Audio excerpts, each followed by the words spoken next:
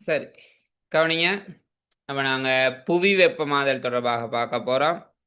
வளி மாசடைதலால வார மிக முக்கியமான சூழல் பிரச்சனைகள்ல ஒண்ணு இந்த புவி வெப்பமாதல். சரியா? நாங்களும் நாளுக்கு நாள் இந்த பிரச்சனையை அனுபவிச்சு கொண்டுதான் வாரோம். ஏன்னா சில நாள்ல எங்களையாலேயே வெப்பநிலை தாங்க முடியாத அளவுக்கு இருக்குது. சரியா? ஓகே. அது ஸ்ரீலங்காவை பொறுத்த மட்டும் சரி ஓரளவு பரவாயில்ல. சரியா? சில சவுதி அரேபியா, துபாய், சரியா, இது மாதிரி நாடுகள்லாம் வெப்பநிலை 40°C, 41°C எல்லாம் தாண்டி செல்லுது. அந்த மாதிரியான டைம்ல அந்த நாடுன்னு சொன்னதுக்குன்னா அங்க வெளியில வேலை செய்யறாக்கள் இலங்கையில இருந்து போறவங்க, சரியா, பொதுவா ஏசியன் கண்ட்ரில இருந்து போறவங்க தானே வெளிப்பரப்புல வேலை செய்வாங்க. அங்க அதே நாட்டுல உள்ளவங்க எல்லாம் பெரும்பாலும் ஏசி ரூமுக்குள்ள தான் இருப்பாங்க. சரியா? ஓகே, பாப்போம் இந்த புவி வெப்பமாதலுக்கு என்ன பிரச்சனை, அது தொடர்பான விடயங்களை தான் நாங்க பார்க்க போறோம். சரியா? ஓகே. அப்ப புவி வெப்பமாதல்ல பாருங்க, ஒரு சொற்பதம் பயன்படுத்த போறோம், பச்சை இல்ல விளைவு. சரியா? புவி வெப்பமாதலுக்கு காரணம் எதுவாக இருந்தா இந்த பச்சை இல்ல விளைவு, இதுதான் காரணம். சரியா? அப்ப நாங்க புவி வெப்பமாதல் பார்க்கணுமா தான் கட்டாயம் பச்சை இல்ல விளைவு தொடர்பாக பார்த்தா தான் புவி வெப்பமாதல்னா என்னன்னு புரியும். சரி, அப்ப கவனிங்க, பச்சை இல்ல விளைவு தொடர்பாக பார்க்க போறோம். ஓகே. பூமிக்கு புவிக்கு சூரியன்ல இருந்து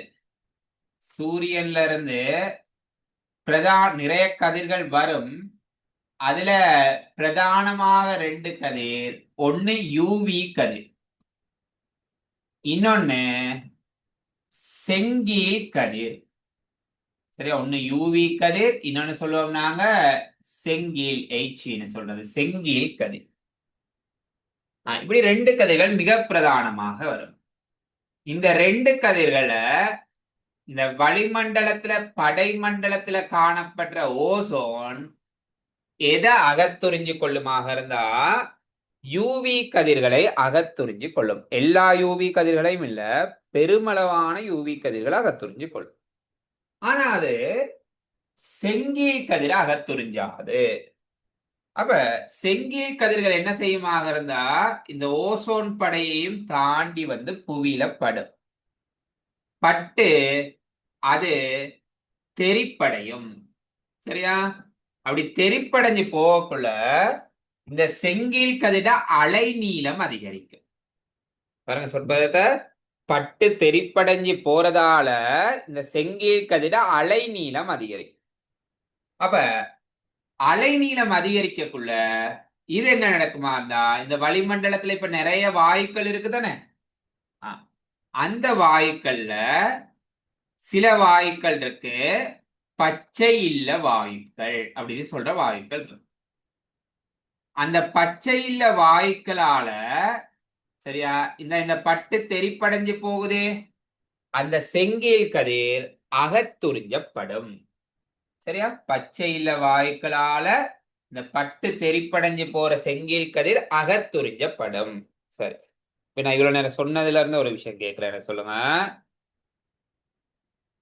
பச்சை இல்ல வாயுக்களால் செங்கீழ் கதிர் அகத்துறிஞ்சப்படும் சொன்னதானே, என்ன சொல்லுங்க, அது சூரியன்ல இருந்து வரக்குள்ள அகத்துறிஞ்சப்படுமா அல்லது பட்டு தெரிப்படைஞ்சு ரிட்டர்ன் போகக்குள்ள அகத்துறிஞ்சப்படும்னு சொல்லிக்கிட்டு இருக்கான். எப்ப அகத்துறிஞ்சப்படும்? படக்குள்ளையா, வந்து படக்குள்ளையா அல்லது பட்டு தெரிப்படையக்குள்ளையா? எப்ப அது அகத்துறிஞ்சப்பட போகுது?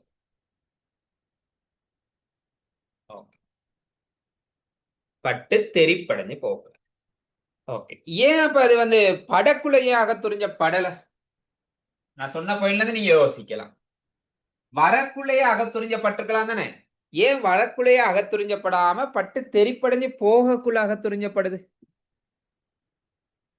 அலை நீளம் அதிகரிக்கும். சரியா? பட்டு தெரிப்படைஞ்சு போகக்குள்ள, சரியா, ஓகே, பட்டு தெரிப்படைஞ்சு போகக்குள்ள என்ன செய்யுமாக இருந்தா அலை நீளம் அதிகரிக்கும். அப்படி அதிகரிக்கிறதுனால தான் அகத்துறிஞ்சப்படுது. படக்குள்ள அலை நீளம் குறைவாக இருக்கும், அதனால அகத்துறிஞ்சப்படாது. சரி, அப்ப இந்த செயற்பாட்டுக்கு பேர் தான் பச்சை இல்ல விளைவு. இந்த செயற்பாட்டுக்கு பேர் தான் பச்சை இல்ல விளைவு. எதுனா சூரியனை பாருங்க, சொற்பதத்தை பாருங்க, சூரியனிலிருந்து புவி மேற்பரப்பை நோக்கி விழும் செங்கீழ் கதிர்கள் புவி மேற்பரப்பில் பட்டு தெறிப்படைந்து மீண்டும் புவி மேற்பரப்பில் பட்டு தெறிப்படைந்து அதன் அலைநீளம் குறைவடைவதால் அப்படின்னு ஒரு சொற்பதம் வாங்கின வரணும். சரியா? தெறிப்படைந்து அதன் அலைநீளம் குறைவடைவதனால் மீண்டும் அண்டவெளியை செல்லாமல், அண்டவெளினா அந்த ஸ்பேஸ்னு சொன்னமே, அதுக்கு போகாமல் அண்டவெளியை செல்லாமல் வளிமண்டலத்தில் உள்ள வாயுக்களால் உறிஞ்சப்படும் செயற்பாடு பச்சை இல்ல விளைவு எனப்படும். சரிதானே? இப்ப பச்சை இல்ல விளைவுனா என்னன்னு கேட்கலாம். கேட்டா இந்த முழுமையான விளக்கத்தை எழுத. சரியா? ஓகே, இப்ப கவனிப்போம். என்ன சொல்லுங்க, இந்த பச்சை இல்ல விளைவு அப்படின்றது நன்மையா தீமையா? பச்சை இல்ல விளைவு அப்படின்னு சொல்லப்பட்ட அந்த செயற்பாடு நன்மையா தீமையா?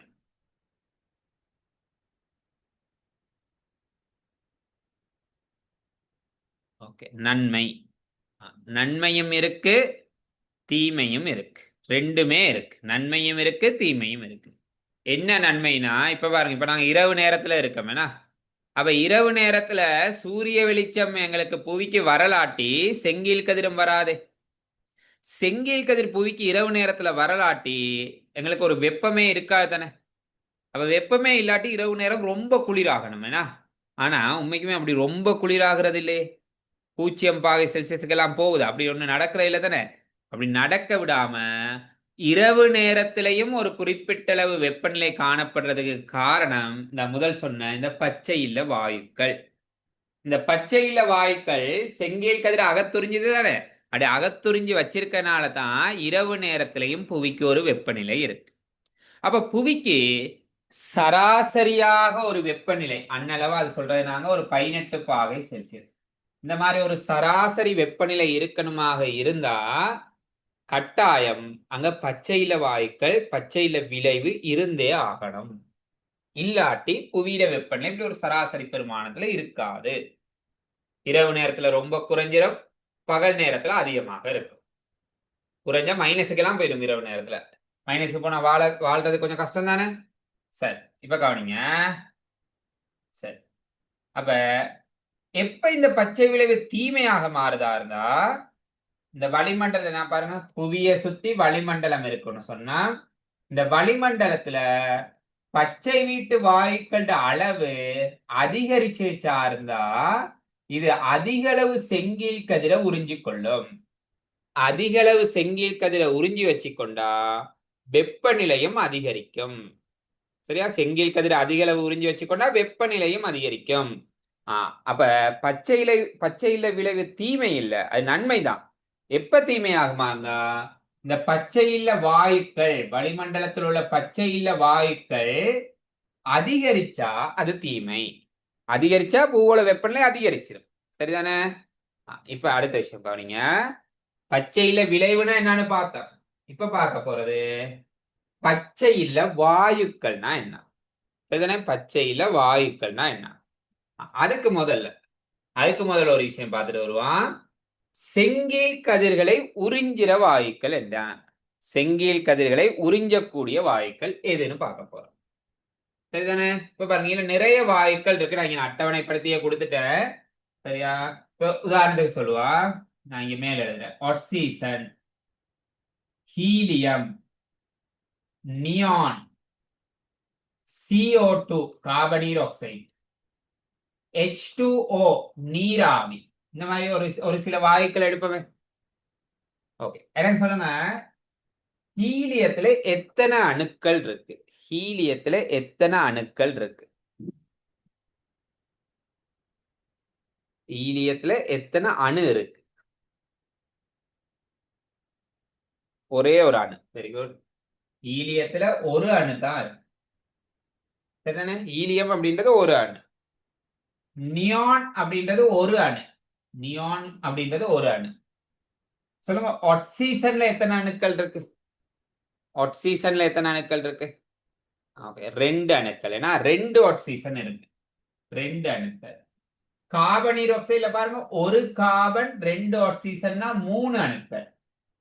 நீராவியில 3 அணுக்கள். நீராவியில 3 அணுக்கள். சரியா? ஓகே. NO இதுல எத்தனை அணு? நைதரசன் ஆக்சைடு. இதுல எத்தனை அணு இருக்கு? நைதரசன் ஆக்சைட்ல 2 அணுக்கள் ஏன்னா நைதரசன் ஒன்றும் ஆக்சிஜன் ஒன்றும் அப்ப 2 அணுக்கள் காணப்படும். ஓகே, அப்ப இதான் எத்தனை அணு இருக்கு அப்படின்றது எங்களுக்கு தேவைப்படும் இந்த செங்கீழ் கதிரை உறிஞ்சிற வாயுக்களை இனங்காண கொள்ளு. அப்ப கவனிங்க, இந்த ஒரு முக்கியமான ஒரு சொற்பதம். இந்த அட்டவணை பாடமாக்குறது இல்ல, இந்த அட்டவணை பாடமாக்குறது இல்ல. சரியா? ஓகே, பாருங்க, விளங்கி வச்சுக்கொள்ளணும். ஓரணு மற்றும் சம ஈரணு ஓரணு வாயு செங்கீழ் கதிர உறிஞ்சாது, சம ஈரணு வாயு செங்கீழ் கதிர உறிஞ்சாது. அது தவிர மத்தது எல்லாமே செங்கீழ் கதிர உறிஞ்சும். பாருங்க அந்த சொற்பதத்தை. ஓரணு செங்கீழ் கதிர உறிஞ்சாது, சம ஈரணு செங்கீழ் கதிர உறிஞ்சாது, மத்த எல்லாமே செங்கீழ் கதிர உறிஞ்சும். சரிதானே? இப்ப கவனிங்க, உதாரணத்தை பாருங்க. செங்கீழ் கதிரை உறிஞ்சாத வாயு ஆக்சிஜன். ஏன் இது செங்கீழ் கதிரை உறிஞ்சாதா இருந்தா? சம ஈரணு செங்கீழ் கதிரை உறிஞ்சாது. நைதரசன் இதுவும் சம ஈரணு, 2 அணுக்கள் இருக்கு, ரெண்டுமே சமனாக இருக்கு. ஆகன் இதுல ஒரு அணு. ஐதரசன் இதுல 2 சம ஈரணு, ரெண்டுமே ஐதரசன் தானே. ஹீலியம் ஓரணு. சரியா? இதுல இரும்புன்னு இருக்கு, அதை மாத்திரணும் நீங்க. இரும்பு இல்ல, நியான், அதுலயும் ஓரணு. சரியா? அப்ப இந்த ஓரணு சம ஈரணு வாயுக்கள் செங்கீழ் கதிர உறிஞ்சாது அப்படின்றதான் ஞாபகம் வச்சிருக்கணுமே ஒழிய இது அப்படியே பாடமாக்குறது இல்ல உட்காந்து. சரியா? ஆக்சிஜன் உறிஞ்சாது, நைதரசன் உறிஞ்சான்னு பாடமாக்கி வச்சிருக்கிறது இல்ல. சரி, இப்ப கவனி, இதுலயும் பாருங்க. ஆக்சிஜன் வளிமண்டலத்துல 21%, நைதரசன் 78%. அப்ப இது ரெண்டும் சேர்ந்தா 99%. அப்ப இந்த 99% வாயுக்கள் செங்கீழ் கதிர உறிஞ்சாது. அது செங்கீழ் கதிர உறிஞ்சலாட்டி பூகோள வெப்பநிலைக்கு அது எந்த விதத்திலையும் காரணமாக அமையாது. சரிதானே? ஓகே, அப்ப பாருங்க, செங்கீழ் கதிரை உறிஞ்சிற வாயுக்கள் CO 2 அணு இருக்கு. இல்ல ரெண்டுமே சமன் இல்ல. ஏன் சமன் இல்லைன்னு சொல்றேன்னா, ஒன்னு கார்பன், இன்னொன்னு ஆக்சிஜன். சமன் இல்ல தானே ரெண்டுமே. அப்ப இது செங்கீழ் கதிரை உறிஞ்சும். அதே மாதிரி NO ஈரணு செங்கீழ் கதிரை உறிஞ்சும். NO2 3 அணுன்னா சொல்லவே தேவையில்ல, கட்டாயம் செங்கீழ் கதிரை உறிஞ்சும். CO2 3 அணு, நீராவி 3, மெத்தேன்ல 5, N2O 3 செங்கீழ் கதிரை உறிஞ்சும். ஓசோன்ல 3, அப்ப அதுவும் செங்கீழ் கதிரை உறிஞ்சும். சரிதானே? அப்ப ஒரு வாயு பச்சையில வாயுவாக இருக்கணுமாக இருந்தா முதலாவது செங்கீழ் கதிரை உறிஞ்சணும். பாருங்க, இந்த இங்க உள்ள பாயிண்ட பாருங்க, இந்த பாயிண்ட. செங்கீழ் கதிரை உறிஞ்சினா மட்டும் அது பச்சை இல்ல, வாயு இல்ல. வளிமண்டலத்தில் நீண்ட காலம் நிலைத்தும் இருக்கணும். ஏன்னா செங்கீழ் கதிரை உறிஞ்சிட்டு அது நிலை இல்லாம உடைஞ்சு போயிருச்சா இருந்தா வெப்பத்ததால தேக்கி வைக்க இயலாது. அப்ப செங்கீழ் கதிரை உறிஞ்சுவதோட வளிமண்டலத்தில் நீண்ட காலம் நிலைத்திருக்கணும். அப்படி நிலைத்திருக்கக்கூடிய வாயுக்கள் தான் பச்சை இல்ல வாயுக்களாக சொல்லப்படும். சரியா? செங்கீழ் கதிரை உறிஞ்சுறதோட வளிமண்டலத்துல நீண்ட காலம் நிலைத்திருக்கக்கூடிய வாயுக்கள் தான் பச்சை இல்ல வாயுக்கள்.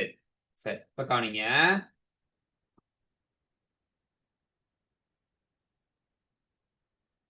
சரி, இப்ப பாருங்க,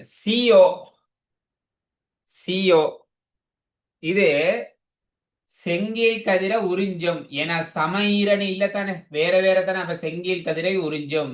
NO2 உறிஞ்சும், NO உறிஞ்சும். இது மூணுமே செங்கீழ் கதிரை உறிஞ்சும். ஆனா இந்த மூணுமே உறுதி இல்லாதது, உறுதித்தன்மை இல்லை. இந்த மூணுக்கு மட்டும்தான் செங்கீழ் கதிரை உறிஞ்சி உறுதித்தன்மை இல்லாத வாயுக்கள். அப்ப இது பாடமாகணும், தெரிஞ்சு வச்சிருக்கிறோம். செங்கீழ் கதிரை உறிஞ்சுது, ஆனா உறுதித்தன்மை இல்ல, ஆகவே இது பச்சை இல்ல, வாயு இல்ல. சரிதானே? செங்கீழ் கதிரை உறிஞ்சும், உறுதித்தன்மை இல்ல, ஆகவே இது பச்சை இல்ல, வாயு இல்ல. ஓகே, அப்ப செங்கீழ் கதிரை உறிஞ்சி உறுதித்தன்மை இல்லாத வாயுக்கள் இந்த மூணு மட்டும்தான். மத்த எல்லா செங்கீழ் கதிரை உறிஞ்சும் வாயுக்களும் உறுதித்தன்மையானது. ஆகவே மத்த எல்லா செங்கீழ் கதிரை உறிஞ்சும் வாயுக்களும் பச்சை இல்ல வாயுவாகத்தான் இருக்கும். சரியா?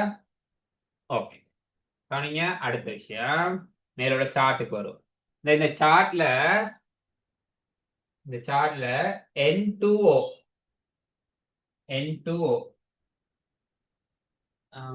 வெயிட் பண்ணிருங்க.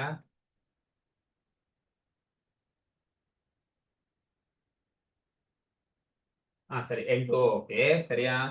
சரி ஓகே அப்ப கவனிங்க, இந்த இதெல்லாம் பச்சை இல்ல வாயுக்கள், செங்கல் கதிர உறிஞ்சுது பச்சை இல்ல வாயுக்கள். சரி நான் இப்போ ஒரு சில வாயு சொல்றேன், அது பச்சை இல்ல வாயுவா இல்லையான்னு சொல்லுங்க. பச்சை இல்ல வாயுனா எஸ், இல்லைன்னா நோ, அவ்வளவுதான். SO2 பச்சை இல்ல வாயுவா இல்லையா?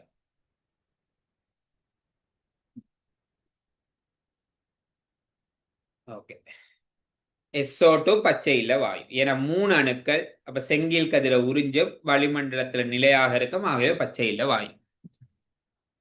குளோரோ புளோரோ கார்பன் பச்சை இல்ல வாயுவா இல்லையா? குளோரோ புளோரோ கார்பன் பச்சை இல்ல வாயு. என்ன பாருங்க, இந்த இதுதான் இந்த இங்க கீழே இருக்கு, இதுதான் குளோரோ புளோரோ கார்பனுக்கு உதாரணம். இப்படியும் இருக்கலாம் CF3Cl3, அப்ப இதுல 7 அணு. இந்த CF2Cl2 இதுவும் ஒரு குளோரோ புளோரோ கார்பன் தான், இதுல 5 அணு, இதுல 2 8 அணு இருக்கு. இப்ப குளோரோ புளோரோ கார்பன் ஒரு செங்கல் கதிரை உறிஞ்சும், அதே நேரத்தில் வளிமண்டலத்துல நிலையாக இருக்கும், ஆகவே அது ஒரு பச்சை இல்ல வாயு. நீராவி பச்சை இல்ல வாயுனா, ஏன்னா 3 அணு இருக்கு. கார்பன் ஓர் ஆக்சைடு செங்கல் கதிரை உறிஞ்சுமா உறிஞ்சாதா, அதுதான் இந்த கேள்வி. கார்பன் ஓர் ஆக்சைடு செங்கல் கதிரை உறிஞ்சுமா உறிஞ்சாதா? ஓகே செங்கல் கதிரை உறிஞ்சும், செங்கல் கதிரை உறிஞ்சும், ஏன்னா இது சமஈரனிலே வேற வேற தானே. செங்கல் கதிரை உறிஞ்சும், ஆனா பச்சை இல்ல வாயு இல்ல. ஏன் இது பச்சை இல்ல வாயு இல்ல? ஏன் கார்பன் ஓர் ஆக்சைடு பச்சை இல்ல வாயு இல்ல?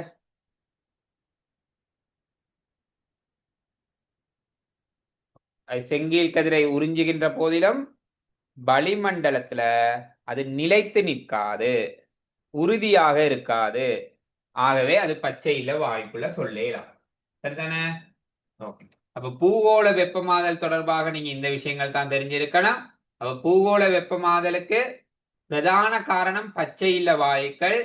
பச்சை இல்ல வாயுக்கள்ல பிரதான பச்சை இல்ல வாயு, பிரதான பச்சை இல்ல வாயு பாருங்க, நீங்க ஆன்சர் எழுதக்குள்ள பச்சை இல்ல வாயு எதுன்னு கேட்டா இதை மிஸ் பண்ணிடக்கூடாது. நான் இங்க பிரதான பச்சை இல்ல வாயுக்கள் எழுதுற சிலது, அதை மிஸ் பண்ணிடக்கூடாது. குளோரோ புளோரோ கார்பன், கார்பனீர் ஆக்சைடு, நீராவி, நீராவியும் ஒரு பிரதான பச்சை இல்ல வாயு தான் சரியா. ஆவி பரப்புடைய ஐதரோ கார்பன் சேர்வைகள், ஆவி பரப்புடைய ஐதரோ கார்பன் சேர்வைகள், மெத்தேன், இதெல்லாம் பிரதான பச்சை இல்ல வாயு. இப்ப பச்சை இல்ல வாயுக்கள் தொடர்பாக கேட்கக்குள்ள இப்ப இப்படி கேட்பாங்க, இந்த பச்சை இல்ல விளைவுக்கு பொறுப்பான பூகோள வெப்பமாதலுக்கு பொறுப்பான பிரதான வாயுல ஒண்ணு CO2 தானே. CO2 என்ன முறையில சூழலுக்கு விடுவிக்கப்படுது அப்படின்னு கேட்டா இதை நாங்க முதல்ல பார்த்துட்டோமே சரியா. குளோரோ புளோரோ கார்பன் எப்படி சூழலுக்கு விடுவிக்கப்படுது அதுவும் முதலே பார்த்துட்டோமேனா.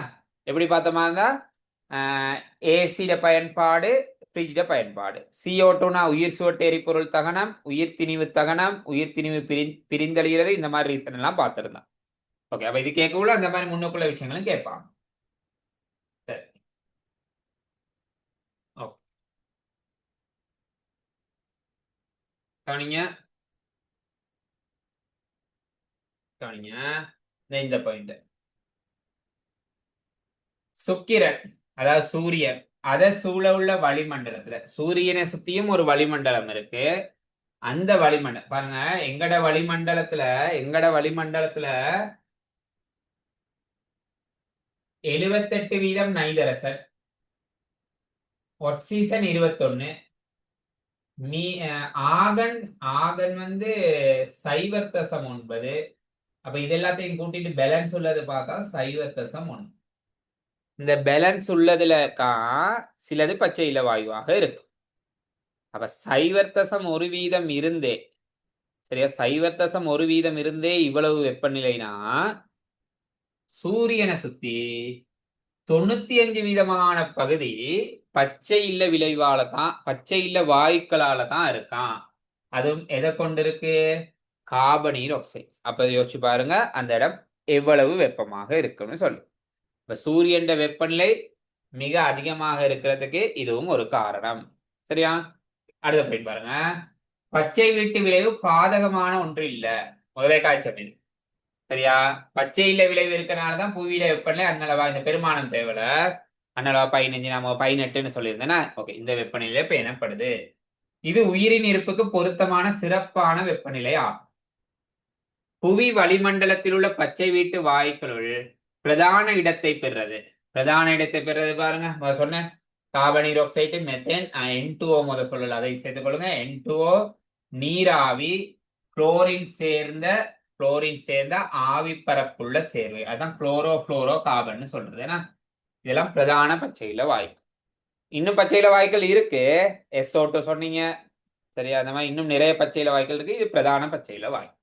சரி அடுத்து கவனிங்க. கைத்தொழில் புரட்சியின் பின்னர் அதிகமாக உயிர் சுவட்டு எரிபொருள் தகனம் காரணமாக உயிர் சுவட்டு எரிபொருள்னா பெட்ரோல் டீசல் என்ன இதை தகனம் அடைய செய்யக்குள்ள சரியா தாங்கிக் கொள்ள முடியாத அளவுக்கு வளிமண்டலத்தில் கார்பனீராக்சைடு வாயு சேர்ந்த வண்ணமே உள்ளது. அப்ப கார்பனீராக்சைடு சூழலுக்கு சேர்ற பிரதான முறை எதுன்னு சொல்லுங்க எனக்கு. கார்பனீராக்சைடு வாயுவை சூழலுக்கு சேர்க்கிற மனித செயற்பாட்டுல பிரதான செயற்பாடு எது?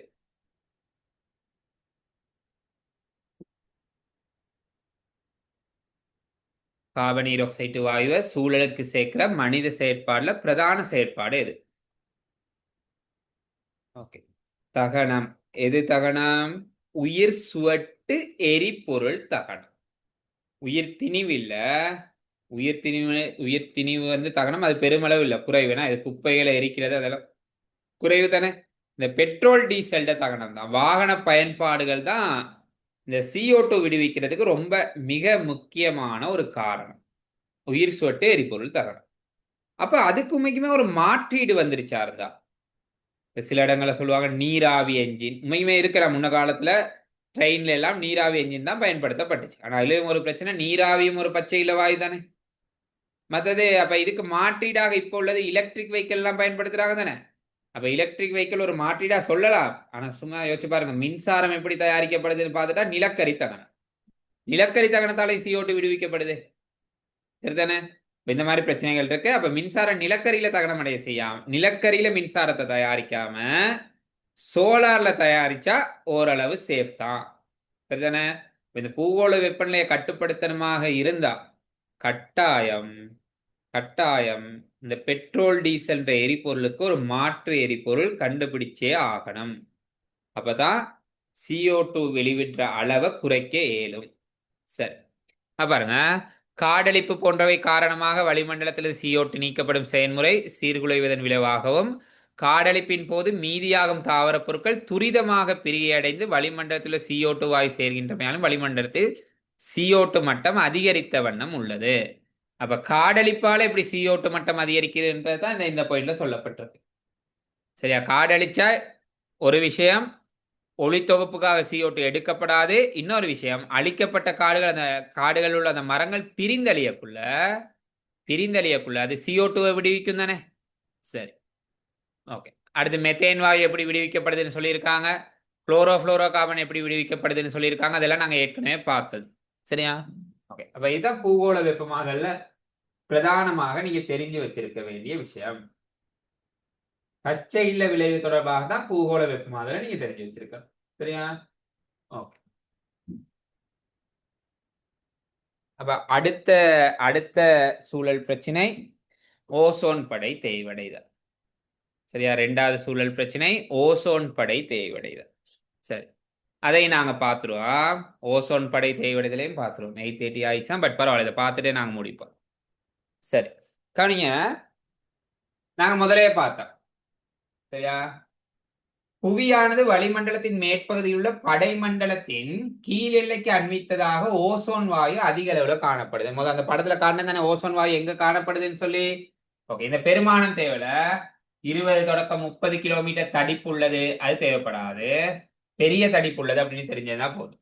இதன் மூலம் இந்த ஓசோன் மூலம் சூரியனிலிருந்து வரும் பாதகமான கழிவுதா இந்த இடத்துல யூவின்னு வரணும். யூவி கதிர்கள் உறிஞ்சப்படுவதால் அக்கதிர்கள் புவி வளிமண்டலத்தின் கீழ்ப்பகுதியில் புகுவது தடுக்கப்படுகின்றது. ஓசோனால உறிஞ்சப்பட்டதால கலியூதா கதிர்கள் புவி மேற்பரப்புக்கு வாரது பெருமளவு தடுக்கப்படுது. முற்றாக இல்ல கிட்டத்தட்ட ஒரு 80% கதிர்கள் வாரது தடுக்கப்படும். மீதி 20 வந்து கொண்டுதான் இருக்கு. சரி பாருங்க ஓசோன் ஓசோன் படை இருக்கு தானே, இந்த இதுதான் ஓசோன் படைன்னு வைப்போமே, இந்த இடம் தான் ஓசோன் படை. இந்த ஓசோன் படையில என்னென்ன வாயுக்கள் காணப்படுமாக இருந்தா ஆக்சிஜன் வாயு இருக்கும், ஓசோன் இருக்கும். இது ரெண்டு தான் ஓசோன் படையில இருக்கிறது. சரியா? ஓகே, அப்ப கவனிங்க. அப்பிரதேசத்தில் ஆக்சிஜனும் ஓசோனும் கலியூதா கதிர்களோட பின்வருமாறு தாக்கம் புரியும். இந்த தாக்கங்கள் கேள்விகள்ல நேரடியா கேட்பாங்க. ஓகே, இந்த தாக்கங்கள் கேள்விகள்ல நேரடியா கேட்பாங்க. கவனிங்க. சரியா? அப்ப நான் சொல்லிட்டேன், ஓசோன் படை இருக்கிற இடத்துல ஆக்சிஜன் இருக்கும் தானே, ஆக்சிஜனும் இருக்கும் ஓசோன் இருக்கும். அப்ப ஆக்சிஜன் பாருங்க, முதலாவது கலியூதா கதிர்ப்பின் முன்னிலையில இந்த ஓக்கு மேல 2 டொட் வரணும்.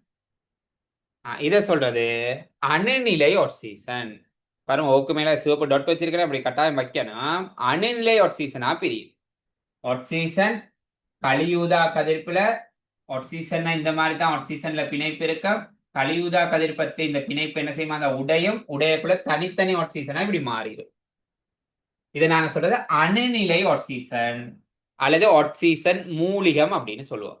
சரியா? பிறகு பாருங்க, பிறகு ஆக்சிஜன் இந்த மேல இருக்க இந்த அணுநிலை ஆக்சிஜன் அதோட ஆக்சிஜன் தாக்கம் அடைஞ்சு அது என்னவா மாறிடுமா இருந்தா ஓசோனாக மாறும்.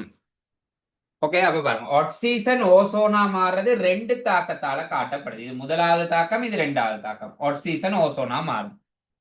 பிறகு இந்த இங்க இருக்க உருவாகுதே ஓசோன், அந்த ஓசோன் பாருங்க யூவி கதிர் முன்னிலையில இதுல மாற்றம் ஒண்ணு வரும், ஆக்சிஜனாகவும் அணுநிலை ஆக்சிஜனாகவும் பிரியும். ஓஜின்னு போட்டுக்கிறது பில, ஆக்சிஜனாகவும் அணுநிலை ஆக்சிஜனாகவும் பிரியும். ஓகே, பிறகு ஓசோன் இந்த அணுநிலை ஆக்சிஜனோட தாக்கம் அடைஞ்சு சரியா O2 மாறிடும். ஓகே, அப்ப முதல் 2 தாக்கத்திலையும் ஆக்சிஜன் ஓசோனா மாறிச்சு. அடுத்த 2 தாக்கத்திலையும் ஓசோன் ஆக்சிஜனா மாறுது. ஓசோன் ஆக்சிஜனா மாறுது. இந்த மாதிரி ஓசோன் படையில ஆக்சிஜன் ஓசோனா மாறுறதும் ஓசோன் ஆக்சிஜனா மாறுறதும் ஈக்குவலா நடந்துகிட்டே இருக்கும். மாறி மாறி இது நடந்துகிட்டே இருக்கும். சரியா?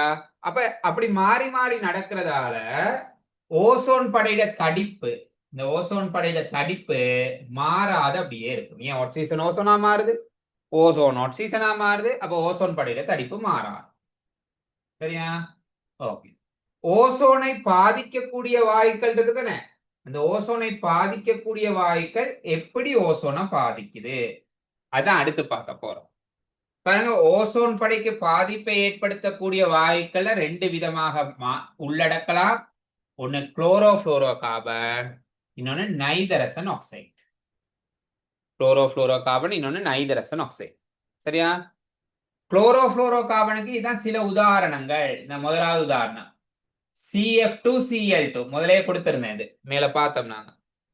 அடுத்து இன்னொரு உதாரணம் CF2Cl4, இது ஒரு குளோரோஃபுளோரோ கார்பன். இன்னொரு உதாரணம் CFCl3, இதெல்லாம் குளோரோஃபுளோரோ கார்பனுக்கு உதாரணங்கள். இதுதான் ஓசோன் படையை பாதிக்க போகுது. இது எப்படி ஓசோன் படையை பாதிக்க போகுது அப்படின்றதான் பார்க்க போறோம் அடுத்ததாக. இது எப்படி ஓசோன் படையை பாதிக்க போகுது. இந்த குளோரோஃபுளோரோ கார்பன் பாருங்க, இந்த குளோரோஃபுளோரோ கார்பன் மிகவும் உறுதியான வாயு. குளோரோஃபுளோரோ கார்பன் ரொம்ப உறுதியான வாயு. அப்ப உறுதியான வாயுனால இது வளிமண்டலத்துல இருந்து, இப்ப நாங்க ஃப்ரிட்ஜ்ல இருந்து விட்டோனே அது உடையாது. ஏன், உறுதித்தன்மை கூட தானே, அப்ப அது உடையாது. அப்படியே அது அடர்த்தி குறைவினால மேல மேல மேல போயிட்டு இந்த குளோரோஃபுளோரோ கார்பன் ஓசோன் படை இருக்கிற இடத்துக்கே போயிடும். சரியா? அங்க போன பிறகு அங்க சக்தி வாய்ந்த யூவி கதிர்கள் இருக்கிறனால இந்த யூவி கதிர் என்ன செய்யுமாங்க, இந்த பிணைப்பை உடைச்சு விடும். ஏன், புவி மேற்பரப்புல உடையாதா இருந்தா புவி மேற்பரப்புல உடைக்கிறதுக்கு போதுமான சக்தி இல்ல. அதனால ஓசோன் படைக்கு போன பிறகு இந்த பிணைப்பு உடையும். இந்த பிணைப்பு உடைஞ்சா பாருங்க, இது இந்த மாதிரி 2ஆ மாறும்.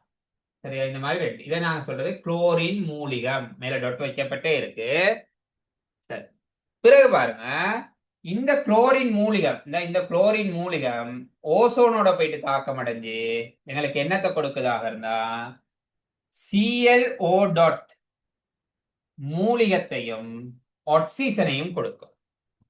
சரியா? தாக்கங்கள் 4 தாக்கம் இருக்கு, 4 தாக்கம் தெரிஞ்சிருக்கணும்.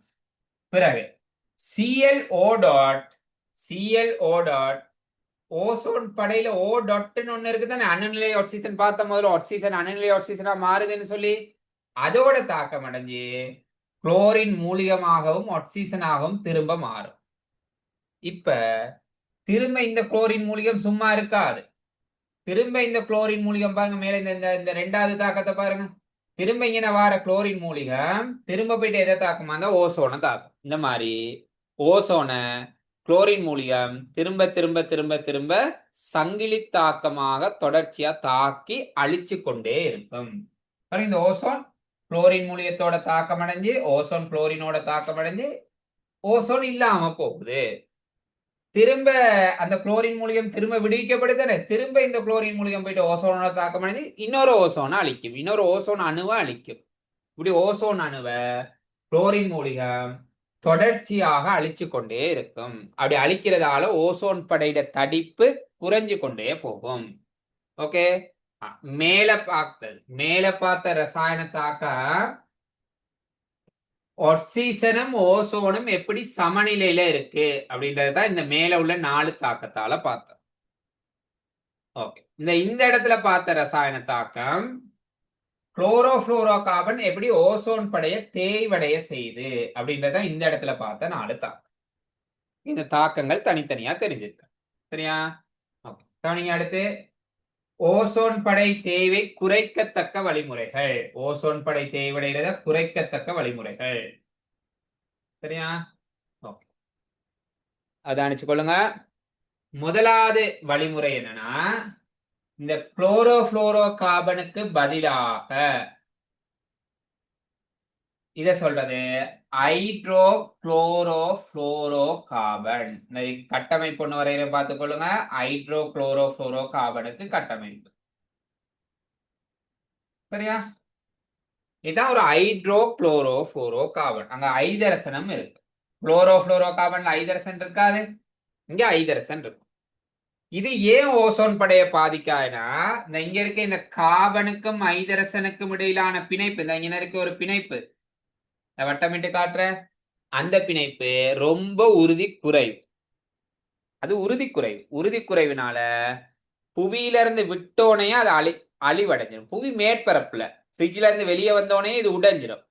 ஃப்ரிட்ஜ்ல இருந்து வெளியே வந்தோடனே இது உடைஞ்சிட்டா இது ஓசோன் படை இருக்கிற இடம் வரைக்கும் போகாது. உறுதி இல்லை தானே, அப்ப ஓசோன் படை இருக்கிற இடம் வரைக்கும் போகாது. ஆகவே இந்த வாயு ஓசோனை பாதிக்காது. சரிதானே? அடுத்து பாருங்க, HFC. இதை நாங்க சொல்றது hydro fluoro carbon. Hydro fluoro carbon பாருங்க, நாங்க மேல பார்த்தோம் ஓசோன் படையை பாதிக்கிற பிரதான சேர்வை எதுனா இந்த குளோரின் மூலிகம். குளோரோஃபுளோரோ கார்பன்ல உள்ள குளோரின் மூலிகம் தான் ஓசோனை பாதிக்குது. இங்க பாருங்க, ஹைட்ரோ புளோரோ கார்பன்ல குளோரினே இல்லையே. ஐதரசன் இருக்கு, குளோரின் இருக்கு, கார்பன் இருக்கு. அங்கதான் குளோரினே இல்லையே. அப்ப குளோரினே இல்லாட்டி அது நிச்சயமா ஓசோனை பாதிக்காது. சரிதானே? ஓகே, அப்ப ஓசோன் படையில தேவை குறைக்கிறதுக்கு குளோரோஃபுளோரோ கார்பனுக்கு மாற்றிட இதை பயன்படுத்தலாம். இப்ப எல்லாம் ஓசோன் படை தேய்றது ஒரு பிரச்சனையே இல்லை, ஏன்னா ஓசோன் படை தேய்றது இல்லை இப்ப. சரியா? ஏன்னா இதுக்கு மாற்றீடெல்லாம் கண்டுபிடிச்சு இப்போ உள்ள ஏசிலையும் ஃப்ரிட்ஜ்லையும் சரியா R600A போன்ற வாயுக்கள் தான் பயன்படுத்தப்படுது. இது ஓசோன் படையை பாதிக்காது. R600A உங்களோட ஃப்ரிட்ஜ்ல வேணுமா இருந்தாலும் நீங்க இப்ப போயிட்டு பார்க்கலாம், முன்னுக்கு இந்த மாதிரி போட்டிருப்பாங்க. சரிதானே? 2வது பாயிண்ட் பாருங்க, ஹைட்ரோ புளோரோ கார்பனுக்கு சில உதாரணம் கொடுத்திருக்காங்க. ஏன் ஹைட்ரோ புளோரோ கார்பன் ஓசோனை பாதிக்காது நான் முதல் சொன்ன விளக்கம் தான் கொடுத்திருக்காங்க. அடுத்து ஏன் ஹைட்ரோ புளோரோ கார்பன் ஏன் ஓசோனை பாதிக்காது அப்படின்ற விஷயம் கொடுக்கப்பட்டிருக்கு.